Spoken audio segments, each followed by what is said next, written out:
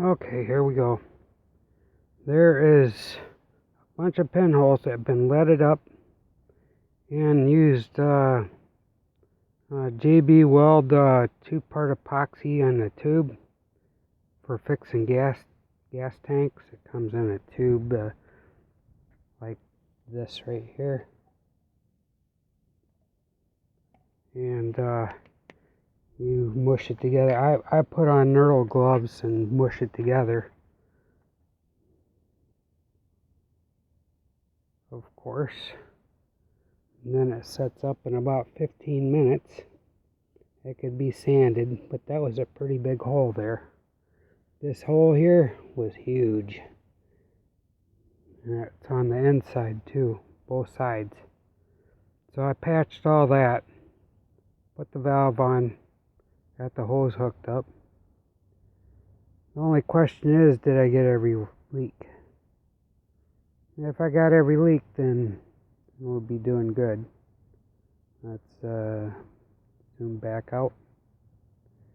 Well, this is for the etsnhunt channel. And this is what an ET is. See that? This here is the, well, some would say MOS. That would be the rate in my pay grade.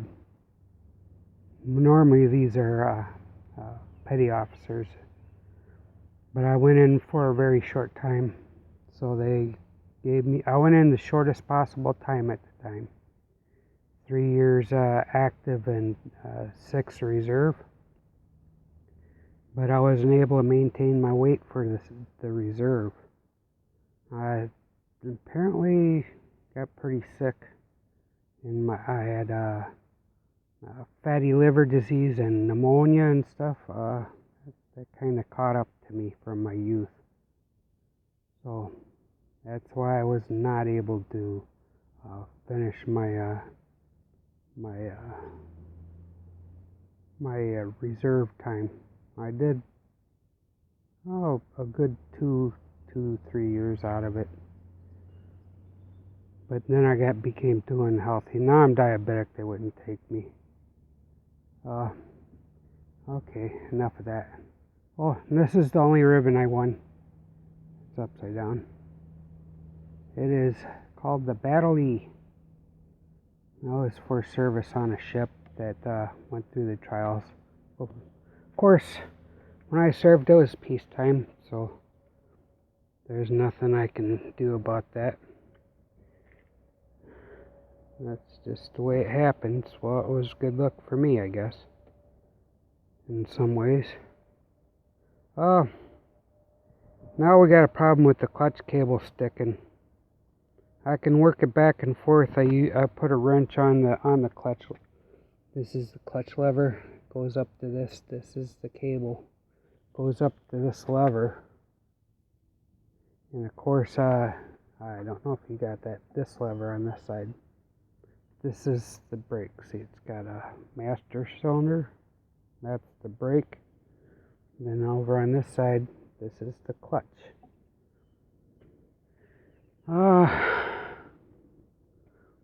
had I put gas in this tank. I put gas in that tank, and I had the engine running. But I noticed when I put the gas in the tank, it came out about 1/3 as fast as I put it in there. So I had to quick turn on so I fill all the float bowls in the carbs, and then try and start it while gas was leaking out of it.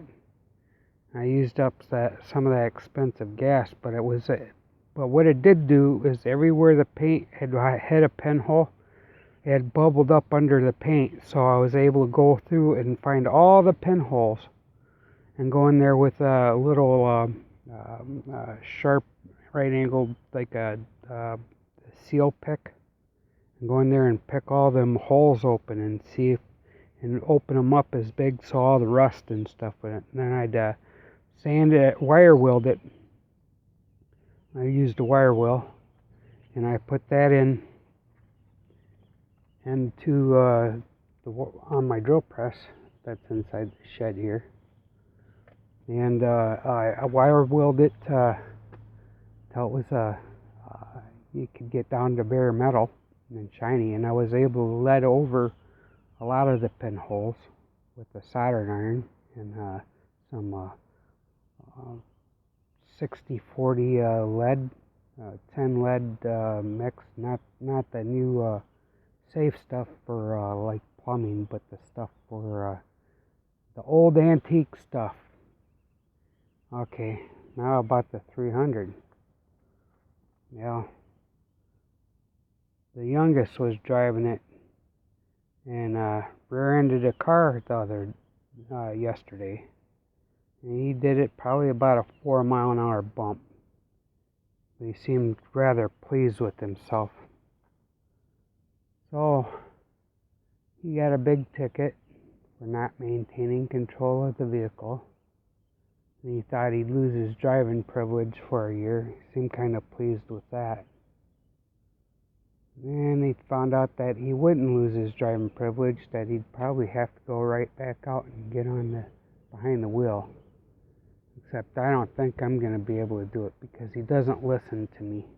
I tell him to put on the brakes and he keeps going like la-di-da. What the hell?